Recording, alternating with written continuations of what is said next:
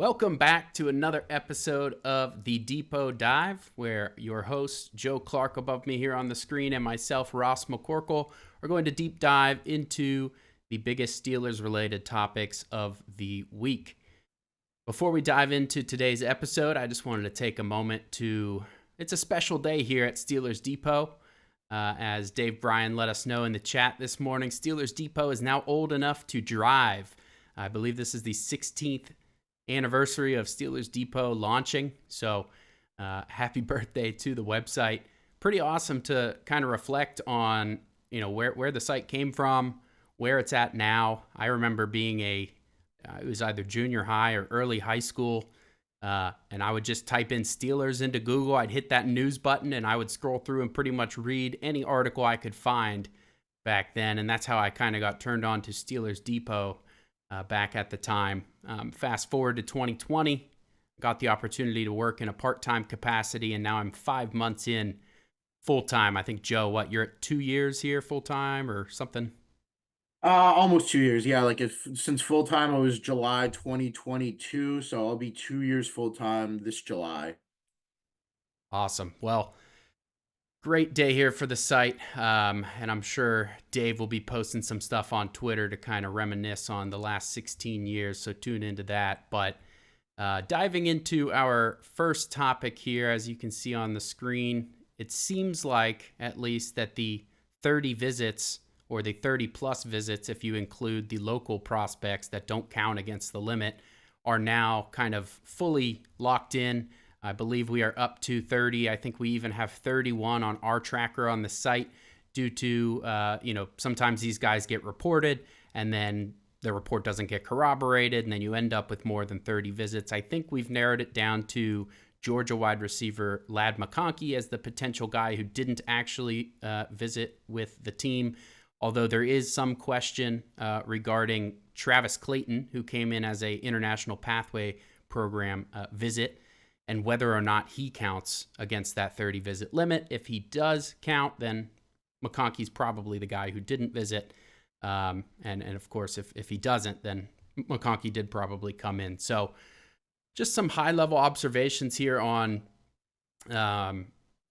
who all came in for these pre-draft visits. The list, if you include McConkey, is up to 7 wide receivers, 8 offensive tackles, 6 interior offensive linemen, 6 defensive linemen, 2 inside linebackers, which we'll talk about here in a bit. I found that pretty interesting. And then 7 defensive backs, mostly corners. Though Cooper DeJean, some teams do view him as kind of safety capable. So just looking at that list, looking at the Steelers' positions of need, what are your kind of observations or high-level things that you noticed from that list? I mean, yeah, I think they did kind of what we thought they were going to do, right? They brought in a lot of cornerbacks. They brought in a lot of offensive linemen, centers, offensive tackles. They brought in a lot of D linemen, brought in a lot of receivers. Those are positions, those 4 are kind of the ones we've really targeted as the positions they kind of have to address in the draft. Of the players that they brought in, I thought it was kind of interesting too. They brought in obviously the top 3 centers, and they brought in Hunter Norzad, who, if they don't take a center in the first round or miss on a center guy they want, let's say Graham Barton goes before, they don't want to take Frazier or Powers Johnson at 20. Maybe Norzad's a fallback option. For the D linemen, they brought in a lot of, some of those middle round guys. Christian Boyd could go 3rd, 4th, 5th. Mason Smith, 2nd, 3rd, 4th. Logan Lee, probably early day 3. Jaden Crumedy, probably a day 3 pick. So they kind of targeted, those areas where those positions that they might not take in the first round, they can get some depth, a little bit later. Cornerback, they brought in a lot of slot guys. They brought in Andrew Phillips. They brought in Daquan Hardy, Beanie Bishop from West Virginia, who was super productive last season. Maybe a later round slot option, as we've talked about, potentially doubling up on cornerback. Those are kind of the guys you look at as, if they take, Nate Wiggins, or even if they take Phillips in the second, they could take somebody later. So I thought it was really interesting. The one name that, kind of surprised me is one that we probably haven't heard a lot about throughout the process at all. Stephen Jones out of Oregon. I believe he got brought in for that visit after Pat Meyer attended the Oregon Pro Day. So maybe he showed something there that, the Steelers liked. Because he's not a guy that hasn't gotten a lot of draft buzz. Obviously, he's a bigger dude. His RAS score wasn't that high, partially because of that. But, as a later 7th round UDFA option, I thought that was probably the most interesting name on the list is one that like was a little bit off the beaten path because everyone else you can kind of identify based off their pre-draft positional interest, stuff like that. But that was the one that kind of stood out to me as a little bit of a surprise and maybe a name to watch as we get into the sixth round of the draft or as UDFA signing start to trickle in. But overall, I was really happy with the list. I was really happy with the guys they targeted, specifically the positions they targeted. They're going to take care of what they need to take care of, I think, and having this baseline of knowledge on these 30 plus players is going to be very helpful when it comes to filling out their board and deciding who to take a week from today. Yeah, and I think our Alex Kozora did the draft profile on Stephen Jones. He had him pegged as kind of a 6th or 7th round guy. His NFL comp for him is somebody familiar to us all. That's Nate Herbig. It's just kind of a big-bodied Mauler type at the guard position or interior offensive line. So, yeah, I agree. I think it's likely they probably saw him at that Oregon Pro Day when they were looking at Jackson Powers Johnson and maybe intrigued by him a little bit. Somebody in play kind of late in the draft potentially. It's hard to, the top 3-4 rounds kind of feels like there is a blueprint that the Steelers are going to follow, maybe a couple surprises in there, but once you get into those late rounds, it's anybody's guess what could happen, and so he could certainly be in play. The Steelers sure made us wait to bring in a lot of these center prospects. I think everybody was expecting, when are the Steelers going to bring in these centers? And of course, now they have, bringing in Norzad, Barton, Powers Johnson, Frazier. A couple of these guys are very much in play for the Steelers' first round or potentially second round pick. It seems like a lot of the buzz recently has been around Graham Barton. There's also been some people talking about Zach Frazier as a slam dunk kind of first round guy. I mean, this is the time of year where people are rising up draft boards or falling down draft boards. And in reality, a lot of these NFL teams, have had whatever opinion they have on these players for a while. Obviously, the pre-draft visits are now in the book, so maybe some of the character stuff is moving guys up or down. But it is interesting to see kind of some of these names that end up shooting up the kind of draft media zeitgeist mock drafts here in the last few days before the draft. I did want to talk about the inside linebacker situation with the pre-draft visits. They brought in NC State's Peyton Wilson and Michigan's Junior Colson kind of towards the end of this process, and we've had an inkling that the Steelers are going to address this position for some time. I think it was Khan maybe talked about that at the Combine, that they weren't done looking at that position. Obviously, they brought in Patrick Queen in free agency. They brought in they didn't bring anybody else, but Patrick Queen was such a big acquisition that some thought that the position was going to be done being addressed. But it does look like with Aaron Curry, the inside linebackers coach, visiting multiple pro days, that's typically a signal that the Steelers are going to address that position. But the names that they brought in are a little interesting to me because those are two of, if not the top two, inside linebacker options in the whole draft. Peyton Wilson won the Defensive Player of the Year and the Linebacker of the Year in college football last year. Junior Colson's been a guy that people are talking about as possibly the first inside linebacker off the board. So what do you make of those particular guys coming in for visits? Yeah, the names are definitely very interesting for that reason. I thought maybe they'd go. I know Ced Gray is probably a top 3 or 4 inside linebacker in that class, but Curry was at his pro day. I thought maybe he's a guy they bring in that is maybe an option in your second, third round pick or in the fourth round. But they brought in Wilson and Colson, who, like you said, are considered the top 2 inside linebackers in the draft. Daniel Jeremiah said yesterday Colson could be a sleeper name to be drafted in the first round. Obviously, goes in the first round. That's going to eliminate from contention for the Steelers. So the way I see these two visits is that they're building information for the future. I mean, the Steelers have been a mess at inside linebacker since Ryan Shazier's injury, hit and miss in free agency at the position. So maybe this is kind of, not necessarily an evolution, but it's part of their scouting process now. Hey, we get to know these guys now. 3-4 years down the line, they become available. 4 years down the line, if they go, whatever, they become available. And then, hey, we have more information on them. We can make more informed decisions on the inside linebackers we're targeting. Then the other part is if they fall. Let's say Wilson or Colson makes it to the third. Steelers have 2 third-round picks. Maybe they decide, hey, let's grab another very talented inside linebacker here, because right now they have Queen, they have Landon Roberts, Cole Holcomb's injury status. We don't really know when he's going to be ready. And then it's like Mark Robinson. It's that caliber player. So maybe they grab another guy who you can slot in. Maybe he's your two, maybe he's your three if it's Wilson or Colson. If Holcomb comes back, then great. You have added depth. Last year they signed Roberts, they signed Holcomb, and they brought in Quan Alexander. So I think, under Omar Khan, he's talked a ton about just adding as much competition as possible and adding another inside linebacker. Landon Roberts was great last year. He's not getting any younger. You add another guy that, can come in and make an impact in the third round, like a Wilson or a Colson could, and then all of a sudden your room's just that much better, and you're a lot deeper too. So you suffer. God, let's hope they don't suffer the catastrophic injury they suffered last season out of the position. But let's say Roberts gets dinged. He got dinged a couple times last year. He's tough as nails. He played through a bunch of injuries. Let's say he gets dinged up. Now you can afford him. Hey, you can sit a game or two and we can bring a guy in. So I don't think they're going to target the position in the top 2 rounds. I think Wilson and Colson are probably more likely to go in the second. But if they do fall, I think it's good that the Steelers now, have them in and have that, baseline of knowledge of what these guys can do, what they can bring in.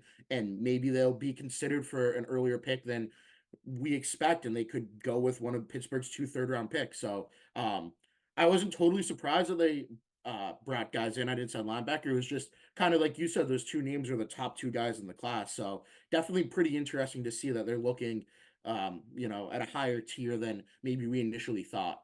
Yeah, and Peyton Wilson, I suppose he could potentially fall into the third round. I mean, his talent level is probably beyond that, but he did have the extensive injury history. I think he's been healthy the last 2 years, but he had a high school knee. He had another college knee. I think he had a shoulder in there somewhere. So, that could raise flags for certain teams or take him off certain teams' boards. From what he told me at the combine, his medicals checked out very well. He didn't get poked or prodded a whole lot by the doctors there. So I don't think he'll last, but it would be, I would love the pick if he lasted until the third round and they could get another highly athletic, every down kind of guy at linebacker. Moving into our second topic, Aditi Kinkhabwala. What show did she appear on? Was that one of the It was fans? yeah, it was the PM team yesterday. The PM team on 93.7 The Fan yesterday, and just was talking about the potential of the Steelers taking a quarterback in this draft. Obviously, they have Russell Wilson. They've got Justin Fields, both of those guys on one-year deals right now.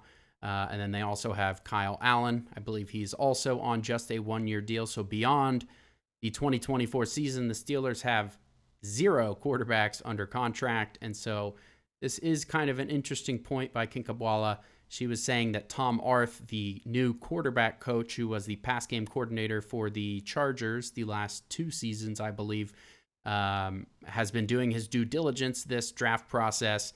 I believe we have him down at the South Alabama Pro Day as his lone stop. Not to say he couldn't have been at other places. That's just where we spotted him.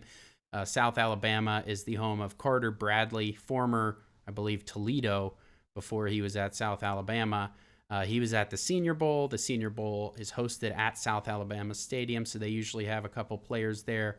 He had an okay week there. I think he's more of a 7th round or potentially priority free agent type of guy. But what do you make of, I mean, do you think the Steelers go after a quarterback this draft? It's tough. It's a tough thing to envision just because of all the holes that they have to fill on their roster. But we do know they bring 4 quarterbacks into camp. Art Rooney confirmed earlier this offseason they're going to bring 4 quarterbacks into camp. So maybe with one of those 6 round picks, if they like a guy like Bradley enough, or what's another name? Maybe Austin Reed from Western Kentucky if he makes it there. You have Sam Hartman, which even Reed and Hartman could even probably go higher than where I would envision the Steelers taking quarterback is the 6th round. I can't see them doing it any higher. But even then, I mean, personally, with how they've managed that 4th quarterback in the past, last year was Tanner Morgan. It's not a guy that usually gets a ton of reps. So if you're going to spend a draft pick on that quarterback, then maybe you do give him more reps this year and have him compete with Kyle Allen for that number 3 job. And maybe he's a guy that you think you can maybe groom and develop into even like a solid backup long term for whether it be Fields or Wilson. I mean, Wilson's going to be 36 this year. So it's not completely out of the realm of possibility that they bring in another younger quarterback. But just with, I mean, we've talked about cornerback. Like, I would rather see them double up a cornerback or wide receiver than draft a quarterback. Um, but it's definitely a possibility if they want to bring that fourth guy, one of those 6 round picks. And like we said, they did their homework. They went and scouted Bradley at South Alabama, and it's definitely something that they could do. It just it's tough to really wrap your head around it just because they have three, fairly established guys. Like, I think Kyle Allen is a very good number 3 quarterback right now. But if somebody really catches their eye and they think they can compete and be a better long-term option, because even though Kyle Allen is a very good number 3 quarterback, you don't want your number 3 quarterback to have to play at all. So if you get more of a developmental guy for that role, then it could make sense. It was a little bit of a surprise to hear that that was like the one tidbit that she dropped about the Steelers, was that, yeah, they're doing their homework on quarterbacks and they're not done at the quarterback position. Yeah, I agree. Another name I'd throw in there is FSU's Jordan Travis. He's an option. Obviously, he had that injury last season, hasn't been able to do much of the pre-draft process. I think he said he's projected to be ready to go by the time training camp starts, which is good for him. But he has maybe a little higher upside than some of these other late round quarterbacks. Sam Hartman, he had a really rough week there at the Senior Bowl, particularly in the actual game itself. It was very rough. Another guy who's kind of a late round potential is Joe Milton III out of Tennessee. He's a traits guy. Again, he struggled a lot at the Senior Bowl. He has a huge arm. I think some of those videos have circulated on social media of him throwing the ball 70 something yards down the field. So he has some of the traits. He's athletic, but just kind of the routine stuff that comes with playing quarterback, maybe not so much. So yeah, I could see them maybe going with one of these guys if they like their potential in the late rounds to compete with Kyle Allen for the QB3 spot, and give depending on what happens next year with Wilson and Fields potentially becoming a number 2 option. They are going to need somebody in the next couple of years to be a long-term kind of backup for the team. There's also that guy they brought in for a workout not that long ago, Gannon's Corey Curtis. I don't think he's signed anywhere yet. Correct me if I'm wrong, but this is 2 off seasons in a row that they've shown interest in him, I believe. And so he's another kind of big-bodied guy that maybe could come in and compete. They usually bring in 4 quarterbacks into training camp, so they will need a 4th. Whether that comes via the draft or that's somebody like Corey Curtis remains to be seen. Moving into our third topic, just this morning, actually it was yesterday that the radio hit occurred, but we wrote up 2 articles this morning on Pittsburgh Post-Gazette Steelers insider Gerry Dulac, some opinions that he holds from a radio appearance on a local Pittsburgh radio station last night. One of those was just talking about how center is the biggest need. I don't think that that's really arguable. Obviously, tackle, there's some other pressing needs, but center is the one position they do not have a guy that is the obvious option right now. And so that wasn't the hot kind of topic there with his conversation. His opinion is that Graham Barton, the Duke offensive lineman who played tackle the last 3 years, played center in 2020 as a rookie, will be the Steelers' first-round pick as a center. So, Joe, what do you think about that? I think it makes sense given, all the talk around the center class has fluctuated so much about where guys are going to go. But I think, a week away from the draft is really where you can kind of look at where things really are and kind of take stock in that, outside of something, wildly crazy happening in the next week. But Barton is pretty much a surefire first round pick, I think, at this point. And then you look at Zach Frazier, there's been a lot of buzz between him and the Lions at number 29. Daniel Jeremiah said in his conference call yesterday that that's where you can kind of see Frazier landing. Peter Schrager mocked Frazier to the Lions based off conversations he's had with people around the league. And the Steelers need a center. They want a plug and play guy that can come in immediately. I know Omar Khan's like, well, we have Nate Herbig. I don't know how you can go into the season trusting Nate Herbig as your starting center. Love Nate Herbig, don't think he should be a starting center in the league.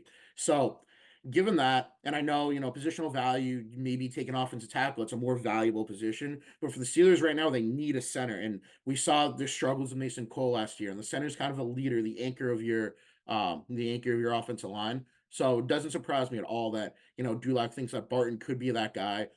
He's super physical, super athletic, somebody that can really come in and make an impact right off the bat. And I would not be surprised if he is the guy at number 20 at all. Obviously, it might be tough to pass on a tackle. Let's say Marius Mims is there, but Mims isn't going to play immediately for you anyway. So you're kind of like, well, yeah, you take a tackle, you can replace Dan Moore, but Mims isn't going to come in and start and replace Dan Moore until at least probably. I mean, Brado Jones was week 9 last year. Mims probably right around the same area, week 9, week 10. So come take that center that can come play immediately, and then maybe a tackle falls to you in the second, or you can get a Blake Fisher from Notre Dame, who's another guy that brought in for a pre-draft visit, kind of a right tackle specific player. Now he started at left tackle his freshman year at Notre Dame, and then got hurt, and that led Joe Alt to come in, and obviously now Joe Alt's the top tackle in the draft.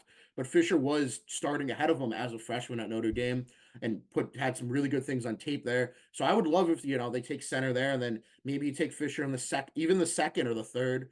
Um, he's definitely got to rising up boards. I think Jeremiah mentioned he could maybe go in the second in his conference call yesterday. So it's definitely, yeah, I would be on board with the idea of taking Barton in the first, even though the positional value might say take an offensive tackle ahead of that. Center's a bigger need, and you risk missing out on one of the top centers if you don't take one there in the first round, or make a big move to trade up in the second, which I think is going to be very difficult to do. Yeah, agreed on that last point there. Graham Barton, I actually did a little study last week at one point, just looking at all of the starting centers in the NFL, where they were drafted, what position they played in college, and how long, if they didn't play the position they were drafted at, did it take for them to become a starter. And really, the only example of a kind of week one or kind of rookie starter right away that played tackle in college and converted to center was Mitch Morse, another guy that the Steelers brought in free agency and were reportedly very interested in making something happen with him. So not a whole lot of kind of recent examples of that working out for year one. A lot of those guys who are conversion projects or prospects rather were maybe year 2 or year 3 they started to catch on. Now a lot of those guys also weren't drafted in the first round, so we're talking about a different level of talent here, and Graham Barton certainly has the talent to be a first round player. It's just a matter of the value, and is he going to be able to start right away for the Steelers? Those are questions that they need to have answered prior to making him their pick in the first round. Dulac also discussed the Steelers being after a veteran wide receiver. He said for months. I don't know what that really means because the season just ended 2 months ago.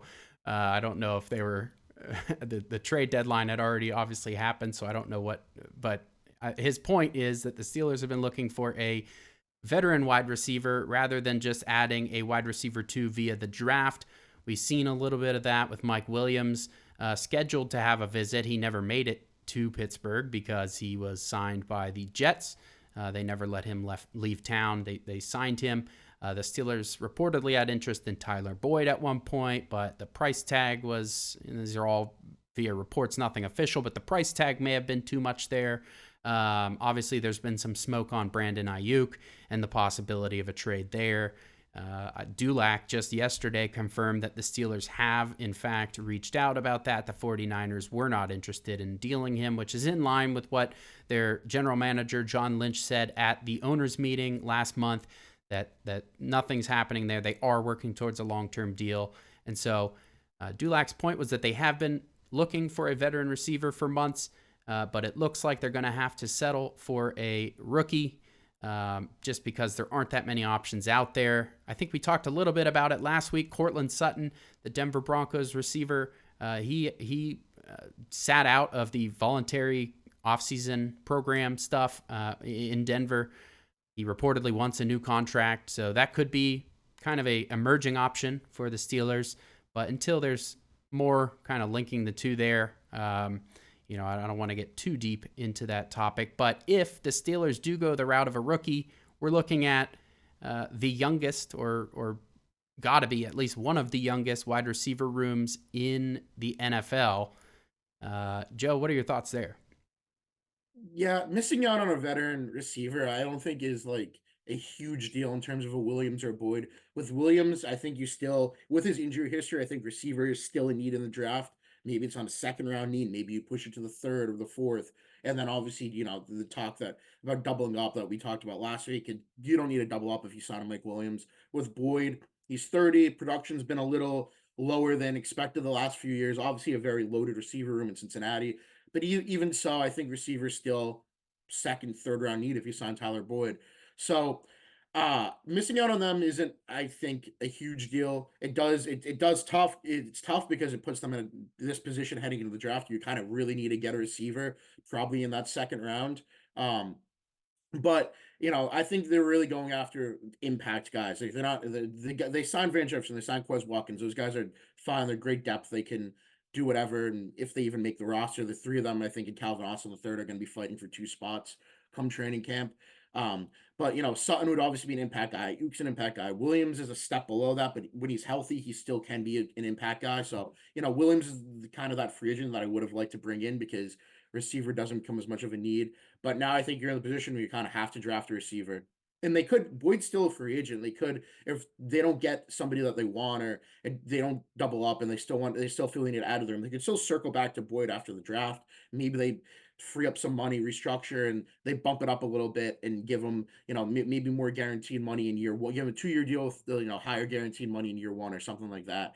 I think there's a path for that to happen, although the interest in Boyd has seemingly waned over the last few weeks.